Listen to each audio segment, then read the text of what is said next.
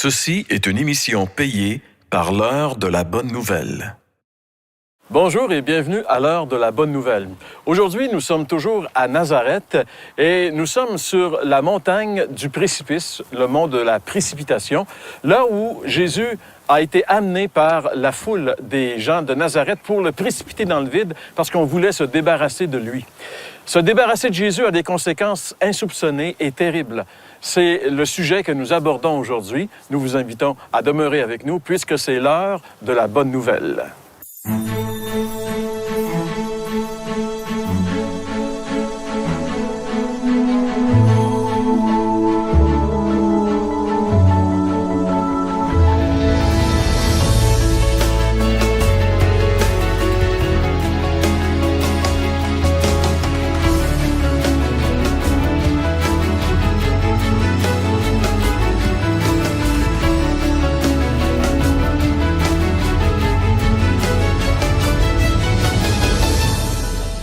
On est aujourd'hui à Nazareth. Comme vous pouvez le constater, Nazareth est bâti sur le dessus d'une montagne.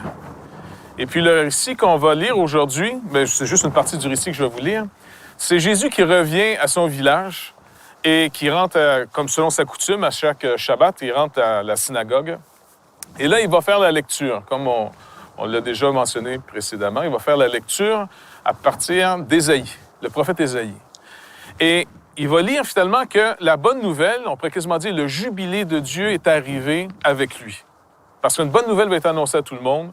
Et le jubilé, pour se mettre dans le contexte de l'Ancien Testament, c'était le temps où finalement on annule toutes les dettes à tout le monde. À chaque 49 ans, on recommence la 50e année, chacun dans sa maison, plus de dettes, plus rien.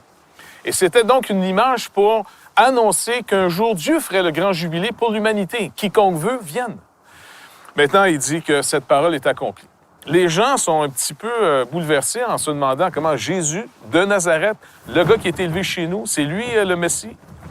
Donc, encore une fois, ça met en crise ces gens-là. Mais il leur rappelle, selon les Écritures, qu'il n'y a pas beaucoup de signes qui se sont faits en Israël à l'époque, par exemple, d'Élie, le prophète, ou d'Élisée, l'autre prophète. Et il dit, ça va peut-être être la même chose aujourd'hui. Et là, ils se sont énervés. Parce que Jésus, des fois, avait le don... il avait le don d'énerver les gens, mais il avait le don de rappeler les vérités qui énervaient les gens. Parce que des fois, on reste dans un petit monde qu'on aime se faire confortable, mais quand quelqu'un vient et qui brasse un peu les choses et nous met la vérité en face, on a le choix.